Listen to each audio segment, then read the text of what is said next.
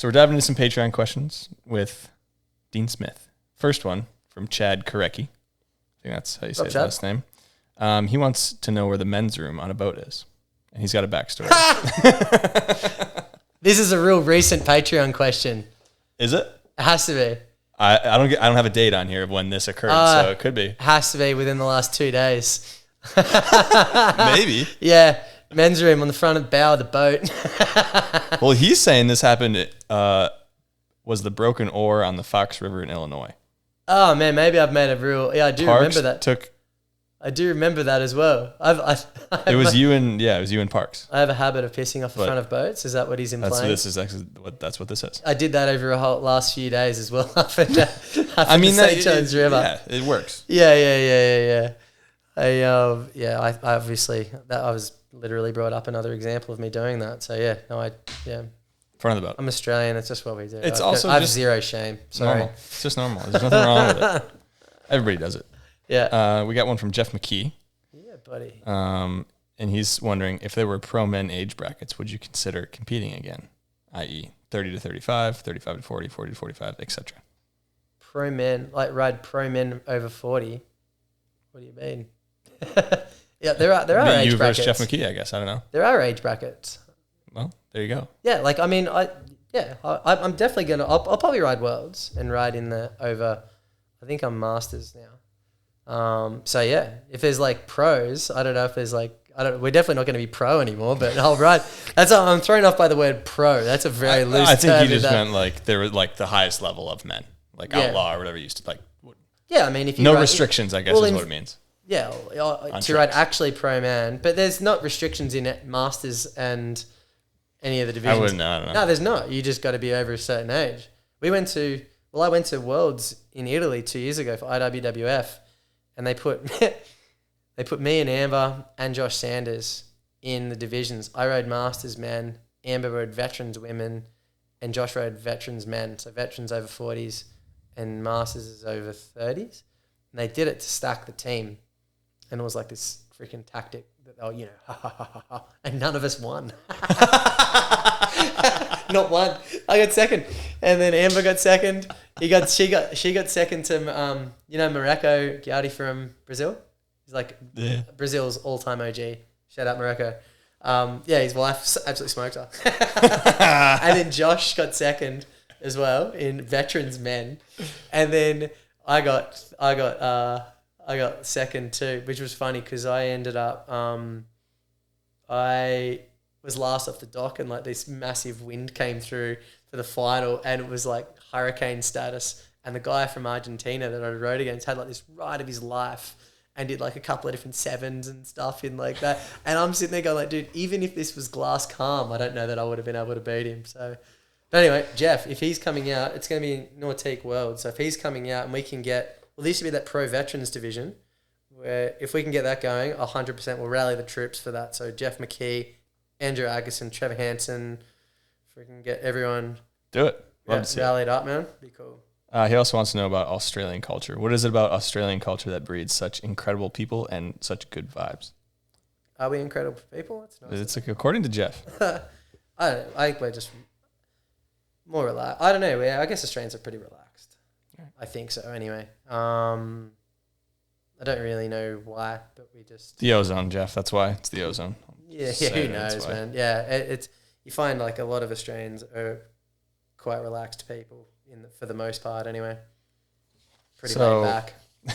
We got another one from Josh, or not another one. We got one from Josh Boyle.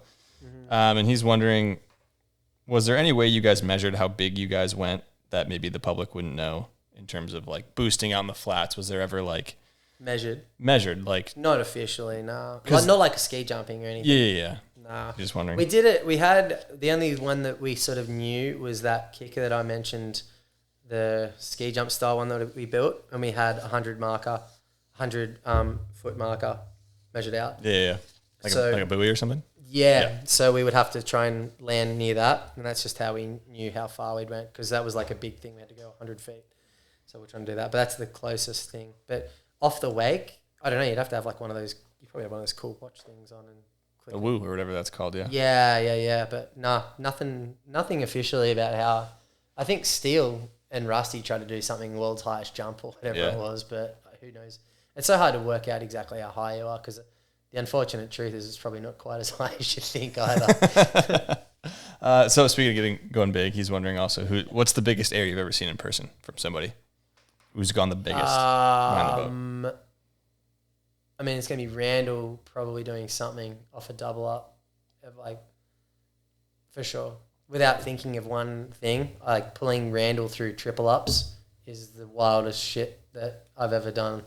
Felt like the boat was going to snap in half. Yep. And then he'd do a toe side, backside 7 and land out these ones somewhere. He'd land in the projects. Yeah, literally. That was stupid. So I'd say it would have to be something that Randall did without really thinking of. Shota used to go pretty high on stuff. Oof went pretty big. I was super impressed by him boosting out, but no one went the same size that Randall or Lyman went. So Yeah. one of them. Mm-hmm. Good answers. Got another one. We got one from Rob Corum. Who's the greatest of all time towboat driver? Timo, Trevor, Rat Ray, maybe someone else. Timo. Yeah, that's easy. Slam dunk right there. Yeah, Timo, 100%. He's got the He'd resume. drive the boat. Is that a consistent question? Hmm? Has that been a consistent question from? I've only got that Coach? one other time. I'd be curious to know if there was like a poll. He's the GOAT. Yeah, I'm not surprised. Timo, shout out. Last one from Bill Porter here. Oh. And he's wondering about the raised pool shoot at Radar was one of the most epic photo events ever. What was the craziest trick you saw that was thrown down there? And did Herb ever comment on any specific trick anyone did? I don't remember Herb ever commenting on a specific trick. I mean, obviously that raised pool, he's probably talking about that same one that we did. I would assume that that's the one. So that'd be Ruxmo. Yeah. 100%. But I don't remember Herb ever commenting on one trick. I remember it was really cool that we used to, because Herb was always in and around everything, right? But he was never as like completely hands-on with things like that. And when I was shaping, he passed away. God, what year was it? Are we going to his funeral? I have to have a think. Anyway, but I was stoked because it wasn't too much longer after I had shaped one of my first boards. I was shaping with Ronix. So I don't know that Herb was around for the pool setup at that point. I can't even remember. But it was cool. I was lucky enough that I got to work with Herb on it would have been my first 2 boards, I reckon, which was awesome because like he it was just he was like a mythical person, right? And you get to sit down and pick his brain on construction and design and stuff. And it was very, very, very cool to be able to have said that I worked with him at some point on anything in the industry with his history. So, but as for like commenting on a certain trick, I don't know if this is like a leading question from Bill saying something, but I can't think what year that pool was and when Herb passed away. But no, I was stoked. But either way, I was stoked to be able to work with him anyway. Yeah. Amazing. That is cool to be able to do that. Yeah, man. It was proper cool. All right. Well, thanks everyone for submitting Patreon questions. Thanks to everyone on the Patreon. Helps keep the podcast going. Thanks for staying a little bit later and answering. Dean means a ton. So thanks for tuning in. See you guys next time. You.